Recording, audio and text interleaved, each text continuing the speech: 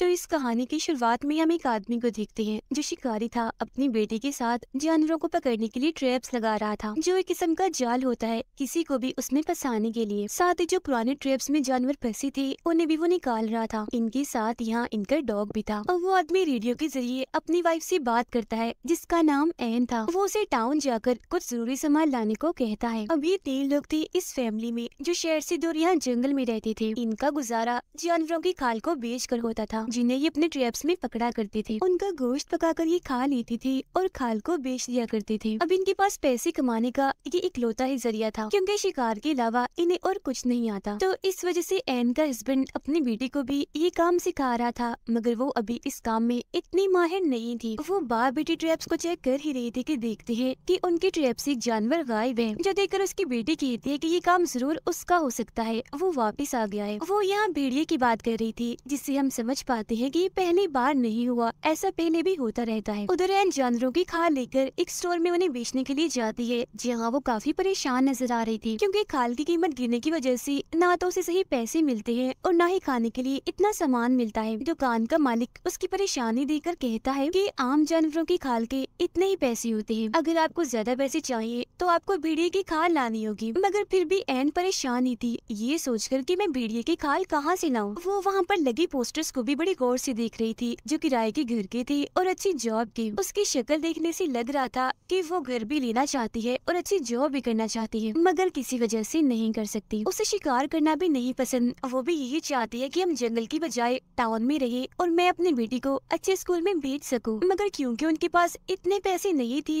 इसीलिए वो घर वापस आ जाती है। घर पर एन का हस्बैंड अपनी बेटी को खाल निकालना सिखा रहा था जबकि एन सबके लिए खाना बना रही थी। रात को खाने के वक्त भी सबका ही मूड खराब था क्योंकि पैसे ना होने की वजह से खाने को ठीक से कुछ था ही नहीं। और जब एन की बेटी ये बताती है कि हमारा शिकार किया जानवर भेड़िया ले गया, तो ये सुनकर एन को अपने हस्बैंड पर काफी गुस्सा आने लगता है क्योंकि उसने एन को ये बात नहीं बताई थी। वो अपने हस्बैंड को कहती है कि इस भेड़िए का कुछ करे वरना हम भूखे मर जाएंगे। फिर अपनी बेटी को अंदर भेजकर एन दोबारा से अपने हस्बैंड से बहस करने लगती है। उसका हस्बैंड कहता है कि भेड़िए लड़कियों को शौक से खाना पसंद करते हैं, तो जरूर वो तो या किसी लड़की को देखकर या फिर किसी जानवर को देखकर आया होगा। मगर एन कहती है कि मेरे हिसाब से वो हम लोगों हमारी फैमिली की वजह से यहाँ आया है। उसे पता है यहाँ फंसा फसाया शिकार मिल जाएगा और मेहनत भी नहीं करनी पड़ेगी। आगे वो कहती है कि मैं पुलिस स्टेशन जाकर उसकी रिपोर्ट करना चाहती हूँ, मगर उसका हस्बैंड मना कर देता है, ये कहती हुए कि नहीं तुम फिक्र मत करो, कल सुबह मैं खुद ही उसे पकड़ लूंगा। मगर ये सिर्फ इकलौती टेंशन नहीं थी। एन उसे वही एड का पोस्टर दिखाते हुए कहती है कि ऐसे कब तक गुजारा चलेगा, मैं ऐसा करती हूँ किसी अच्छी सी जगह पर जॉब करके पैसे कमा लेती हूँ, फिर हमारा अच्छा गुजारा हो जाएगा। मगर उसका हस्बैंड मना कर देता है, ये कहते हुए कि शिकार के अलावा हम कुछ नहीं कर सकते और हमें आता भी कुछ नहीं है। इसके बाद ये दोनों बाहर आ जाते हैं, जहाँ भी एन अपने हस्बैंड को समझाने लगती है कि देखो आप अपनी बेटी के लिए कुछ नहीं सोच रहे, ये जिंदगी आपने चुनी है, आपकी वजह से मैंने चुनी है, मगर हमारी बेटी को कोई चॉइस नहीं मिली जिसे वो चुनती। वो जो करना चाहती है उसे करने दीजिए। उसे इस वक्त पढ़ाई की टेंशन होनी चाहिए, न कि जानवरों की भेड़िए की। और यहाँ जंगल में कौन इंसान रहते हैं, ये कोई समझदारी तो नहीं। मगर लाख समझाने के बाद भी उसके हस्बैंड को समझ नहीं आती। वो कहता है कि हम रहते हैं ना इधर, ऐसे ही हमारी आगे आने वाली नस्ल भी रहेगी, मतलब कुछ भी हो जाए उनका ये जंगल नहीं छूटेगा। फिर अगली सुबह जब वो भेड़िए के शिकार पर जा रहा था तो अपनी बेटी की जिद करने पर वो उसे भी साथ ले जाता है, जो बात एन को जरा भी पसंद नहीं आती, जिस वजह से वो अपने हस्बैंड से रेडियो के जरिए बात करती है। वो कहता है कि जैसे मुझे भेड़िए की होने का एहसास हुआ, शिकार की नौबत आई तो मैं इसे वापस भेज दूंगा। जब वो जल्द आ भी जाती है क्योंकि उसे भेड़िए के पैरों के निशान दिख गए थे, वो समझ गया था कि जरूर वो आस पास ही है, इसलिए सारी बात समझाकर वो अपनी बेटी को वापस भेज देता है। साथ ही ये भी कहता है कि खुद मैं रात तक आऊंगा, जिसके बाद उसकी बेटी वापस आने लगती है। हालांकि उसके डैड ने कहा था कि डरना नहीं, घबराना नहीं, मगर जंगल से इतनी खतरनाक आवाजें आ रही थी कि उसकी हालत खराब हो जाती है। उधर एन का भी यही हाल था। नदी से पानी लाते हुए जब वो वापस आ रही थी तो उसे ऐसा लग रहा था जैसे कोई मेरा पीछा कर रहा है, इसलिए वो भी घबराई हुई थी। और बिल्कुल ऐसा ही उसकी बेटी के साथ भी हो रहा था। जिसके बाद एन तो जैसे तैसे घर आ जाती है, मगर उसकी बेटी नहीं आ पाती। वो वहीं पर डर कर बैठ जाती है। एन के हस्बैंड को भी भेड़िया दिख जाता है, इसीलिए वो फौरन उस पर गोली चला देता है, मगर देखने से लग नहीं रहा था कि वो मर गया होगा। गोली की आवाज उसकी बेटी ने भी सुन ली थी,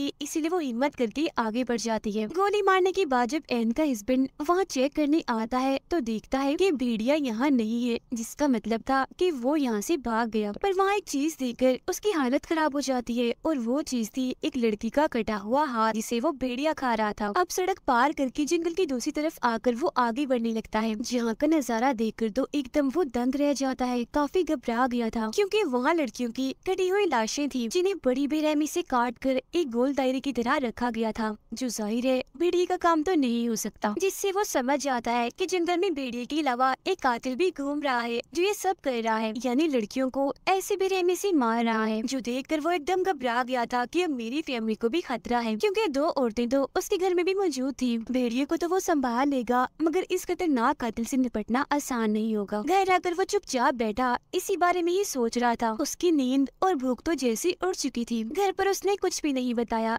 ताकि उसकी फैमिली डर न जाए, और अब वो खुद ही कुछ करेगा अपनी फैमिली की हिफाजत करने के लिए। अगले दिन जब इनकी आँख खुलती है तो उसका हस्बैंड गायब था, क्योंकि वो दोबारा उसी जगह पर पहुंच गया था जहां उसने लड़कियों की लाशें देखी थी। उसने दरअसल एन को बता दिया होता है कि भेड़िए को ढूंढने के लिए अगर मुझे पूरी रात भी रुकना पड़े तो मैं रुकूंगा, तो मेरी फिक्र मत करना। पर असल में ये भेड़िए को नहीं बल्कि ढूंढ रहा था कातिल को। एन और उसकी बेटी जब नदी किनारे थी तो उसकी बेटी देखती है कि यहाँ मेरा डॉग नहीं है, इसीलिए उसे ढूंढने चली जाती है। मगर तभी उसके सामने वही भेड़िया आ जाता है जो इनकी तरफ बढ़ने लगता है। उसे देखकर एन जोर से चिल्लाने लगती है, क्योंकि उसके दिमाग में सबसे पहले यही आइडिया आया था, और उसका ये आइडिया कामयाब भी रहता है क्योंकि भेड़िया वहाँ से भाग गया था। और अब ये दोनों माँ बेटी बगैर टाइम ज़ाया किए फौरन अपने घर आ जाती हैं। पर क्योंकि उनका डॉग तो बाहर ही रह गया था, इसलिए एन गन लेकर उसे ढूंढने चाहती है, जहाँ उसे डॉग मिल तो जाता है मगर मरा हुआ, क्योंकि भेड़िए ने उसका भी काम तमाम कर दिया था, जिसकी मौत से एन को काफी दुख होता है। वो वापिस आकर अपनी बेटी से झूठ बोल देती है कि अभी तो डॉग नहीं मिला, जब तुम्हारे डैड आ जाएंगे तो हम उसे ढूंढ लाएंगे। डॉग की मौत के बारे में उसने अपनी बेटी को इसलिए नहीं बताया होता ताकि वो डरे ना, उसे अपनी जिंदगी खतरे में ना लगे। तो अब यहाँ हमें बता दिया गया है कि इस मूवी का नाम हंटर क्यों है, क्योंकि दरअसल ये हंटर इन्हें शिकारी फैमिली दो हंटर्स के बीच फंस गई है, जिन दोनों से ही इन्हें अपनी जान का खतरा है। एक तो है भेड़िया और दूसरा है वो कातिल। खैर अब ऐसी ही सुबह हो जाती है, मगर एन का हस्बैंड ना खुद वापस आया और ना ही उसका कोई फोन आया। दोनों माँ बेटी फिर अपने ट्रैप्स को चेक करने जाती है, जहाँ आज भी इनका एक शिकार गायब था। वहाँ एन को एक अंगूठी मिल गई थी, जो देख एकदम वो कांप जाती है, क्योंकि जरूर ये उस लड़की की होगी जिसे भेड़िए ने खाया है। इसलिए वो सीधा चली जाती है पुलिस स्टेशन भेड़िए के खिलाफ रिपोर्ट करने, ताकि उसे पकड़ा जाए। उधर पुलिस ऑफिसर्स के बॉस एक भालू की लाश को लेकर जो पुलिस स्टेशन वापस आ रहे थे, तो उन्हें रास्ते में एक खाली गाड़ी दिखती है, जिसे पहले तो वो गौर से देखते हैं, मगर उस पर ज्यादा ध्यान ना देते हुए वो पुलिस स्टेशन में आ जाते हैं, जहाँ एन पहले से ही मौजूद थी। एन उन्हें सारी बात बता देती है, जिस पर वो कहती है कि कुछ नहीं हो सकता, क्योंकि आपका एरिया हमारे अंडर नहीं आता। साथ ही हम भेड़िए को भी नहीं पकड़ सकते, क्योंकि उसकी कोई गलती है ही नहीं। वो कोई इंसान थोड़ी है, वो जानवर है, उसे कोई समझ नहीं है। वो तो वही कर रहा है जो उसकी आदत है, जो वो हमेशा से ही करता आया है। जंगल में आप रहते हैं, शिकार आप करते हैं, तो 100% गलती आपकी है, न कि भेड़िए की। तो अगर कार्रवाई होगी तो आप लोगों पर होगी, न कि भेड़िए पर। अब मदद तो नहीं मिली, इसलिए एन को थोड़ा बहुत खाना लेकर ही घर वापस आना पड़ता है। फिर वो अपने डॉग को दफनाकर एक हिरन के बच्चे को मारकर अपने साथ घर ले आती है।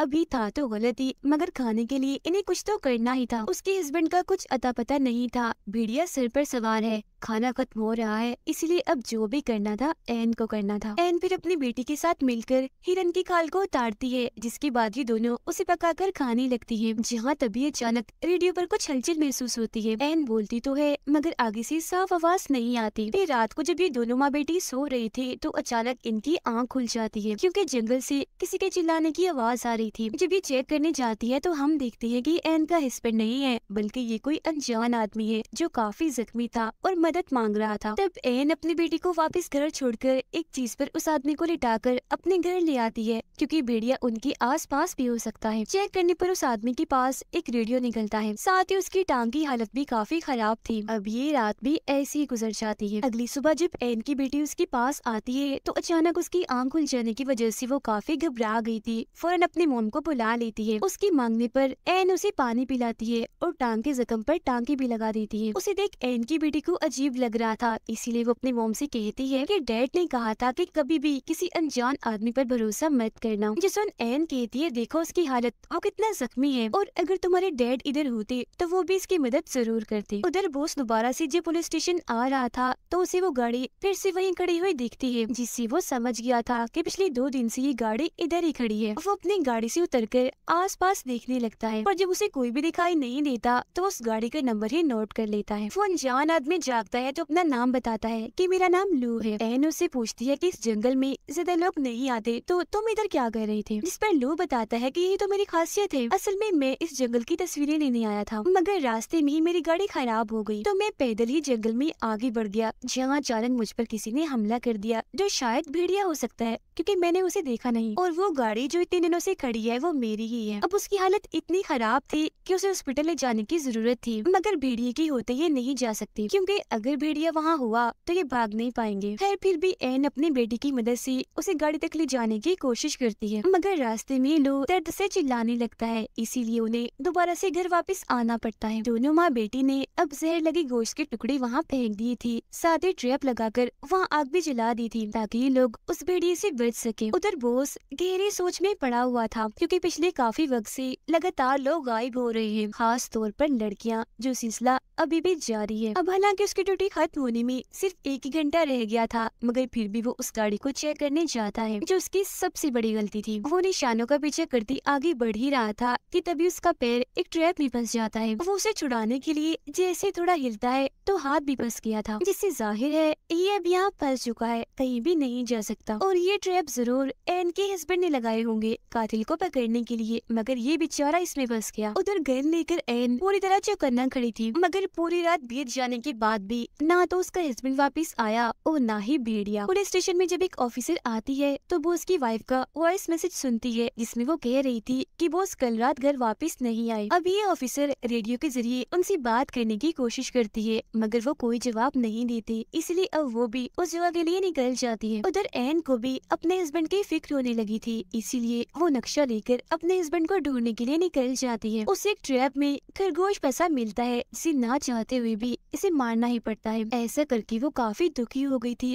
क्योंकि ये इसका काम नहीं था। अब तभी रेडियो में हलचल होने लगती है, इसीलिए वो दोबारा से आगे बढ़ने लगती है। जहाँ जाकर तो उसके होश ही उड़ जाते हैं क्योंकि वहाँ पड़ी थी उसके हस्बैंड की लाश। उसे ऐसी मरा हुआ देखकर वो काफी टूट जाती है और फूट फूट कर रोने लगती है, और अब जाकर उसे सारी बात समझ आती है। उसके हस्बैंड को भेड़िए ने नहीं बल्कि मारा है लू ने, क्योंकि वही वो कातिल है जिसने बाकी लड़कियों को भी मारा था। एन के हस्बैंड ने उसे पकड़ लिया था, मगर लू उसे मारकर भाग गया, पर फिर भी उसके हस्बैंड ने लू को काफी जख्मी कर दिया था, मगर एन ने दोबारा उसे अपने घर में लाकर उसकी जान बचा ली। अब ये चीज एन के लिए किसी सदमे से कम नहीं थी क्योंकि वो उस आदमी की सेवा कर रही थी जो उसके हस्बैंड का कातिल है, जिस बात से अब तक वो अनजान थी। अब ये एहसास होते ही वो गन लेकर जल्दी से घर की तरफ निकल पड़ती है क्योंकि इसने एक और गलती कर दी थी, ये अपनी बेटी को लू के साथ अकेली छोड़ आई। उधर ऑफिसर भी उस जगह आकर वो उसको ढूंढने लगती है। वो उसको जब ऐसा महसूस होता है कि कोई यहाँ पर है तो वो अपने गन से 2-3 गोलियां चलाता है, जिससे बहुत जल्द ऑफिसर उसे ढूंढ लेती है और उसे ऐसी ट्रैप में फंसा हुआ देखकर फौरन यहाँ मदद बुला लेती है। एन बड़ी ध्यान से घर के अंदर जाती है, देखती है कि उसकी बेटी बिल्कुल ठीक है और बड़े आराम से सो रही है, मगर यहाँ वो कातिल नहीं था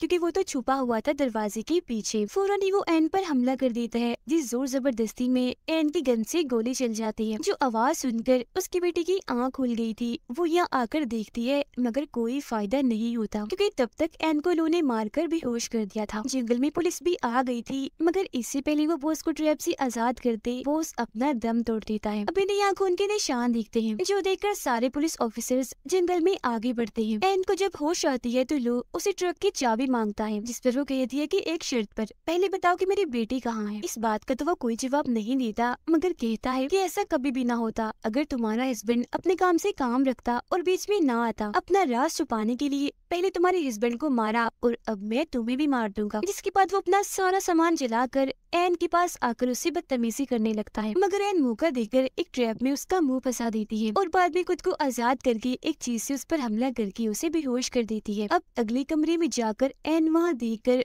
फूट फूट कर रोने लगती है, क्योंकि वहाँ उसकी बेटी की लाश पड़ी थी जो हमें दिखाई नहीं जाती, जिसका मतलब था कि उस पागल कातिल ने जो इंसान के रूप में जानवर बना हुआ था, उसने उसकी बेटी को भी नहीं छोड़ा। इसीलिए वो ठान लेती है कि मैं भी उसे नहीं छोड़ूंगी, अपने हस्बैंड और बेटी का बदला उसे लेकर रहूंगी। वो फिर लू को रस्सी से लटका कर उसकी हेडफोन लगा कर गाने सुनने लगती है, जो करने के बाद वो लू की भी खाल उतारने लगती है, बिल्कुल किसी जानवर की तरह, क्योंकि वो भी तो किसी जानवर से कम नहीं था। कुछ ही देर में वो उसके पूरे ही जिस्म की खाल उतार देती है और आखिर में चेहरे की भी, जिससे उसका बहुत सारा खून बहने लगता है।